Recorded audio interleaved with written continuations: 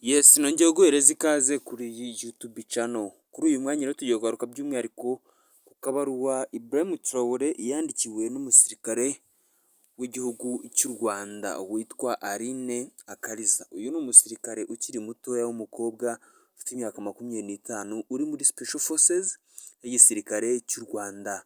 Ni umusirikare umaze kwamamara cyane ku mafoto menshi haba kuri Facebook, Instagram, TikTok ndetse n'ahandi henshi kubera ubwiza afite burangaza abatari bakeya, ariko waje gukururwa n'uburanga ndetse n'igitinyiro, ubukaka, ubushongore bwa Ibrahim Traore. Hari akabaruwa rero k'urukundo yamwandikiye, nibyo tugiye kugarukamo tubirebere hamwe ndetse tunabisesengure tumenye n'icyatumye uyu mukobwa amenyana na Ibrahim Traore. Gusa si ubwa mbere bahura kuko hari igihe bagize guhura bwa mbere Ibi yaje hano mu gihugu cy'u Rwanda ubwo yazaga gusura igihugu cy'u Rwanda, bitewe n'ikinyabupfura yagaragaje. Ibrahim Traore yakuriye abatari bakeya by'umwihariko harimo n'uyu mukobwa witwa Carine. Ni umukobwa wamamaye hano mu Rwanda nk'uko nakubwiye, ndetse mbanje kuguhereza ikaze kuri YouTube channel kubwira ngo uri kuri Rwanda Issa TV, kora subscribe cyangwa uyite Rwanda Room TV kubera ko ukugezaho amakuru umunsi ku munsi ni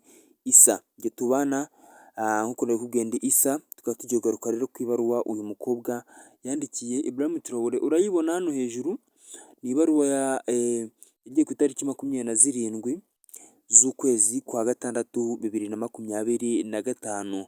Iyi baruwa rero niho Ibrahim Traore yayakiriye ivuye mu gihugu cy'u Rwanda, yanditswe na Kariza, yanditswe na Carine. Icya mbere uyu mukobwa yagendeyeho Ibrahim Traore azana mu gihugu cy'u Rwanda, yagaragaje ko igihugu cy'u Rwanda gifite umutekano urenze ibindi bihugu byose bya hano muri Afurika, kubera ko icyo gihugu cya mbere cy'u Rwanda Ibrahim Traore yatembereyemo nta mbunda afite, cyangwa se icyo twita pistol ahora agendana ku itako ry'amasotera, imbunda yakitabaza isaha ku isaha igihe yaba yatatswe.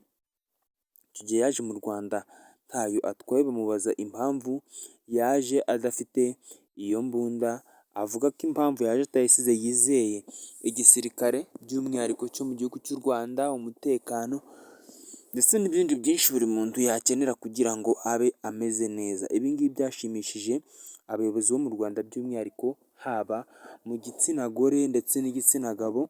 By'umwihariko arongera anashimira igihugu cy'u Rwanda bitewe n'ubushongore n'ubukaka bagaragaje mu gutoza ingabo z'abakobwa, cyangwa se mu kubaka igisirikare kirimo n'abakobwa benshi, kuko nk'ubu ngubu mu gisirikare cy'u Rwanda harimo abasirikare b'abakobwa barenga 3,000.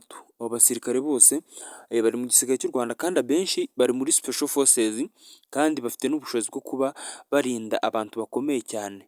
Kimwe n'uko muri buri basirikare bohereje hirya no hino ku isi mu kubungabunga amahoro hagenderamo abasirikare b'abakobwa, kandi nabo ubona ko bafite umwitozo uhambaye. Ibrahim Traore yavuze ko mbere na mbere iyo ugiye kubaka igisirikare utabanza kugendera kuba umuntu yaba ari umukobwa cyangwa umusore, kuko yavuze ko isansu barirashe ntabwo ritoranya ngo rivuge ngo uyu ni umukobwa uyu ni umusore, bose iyo ribagezeho rirabica. Ibi ngibi nibyo byagaragaje ko igisirikare cy'u Rwanda harimo nta karengane karimo, cyangwa se harimo icyo bita uburinganire. Ibi ngibi rero nibyo byatumye Ibrahim Traore avuga ko igisirikare cy'u Rwanda gikwiriye kuba cyakabaye mu bisirikare bikomeye mu Rwanda. By'umwihariko byanashimangiwe n'uko ejo bundi ubwo Congo yarasaga mu Rwanda, igisirikare cy'u Rwanda cyagaragaje ko gifite ubwirinzi bw'ikirere, ibintu bitajya bipfa gukorwa n'ibindi bihugu ibyo ari byo byose.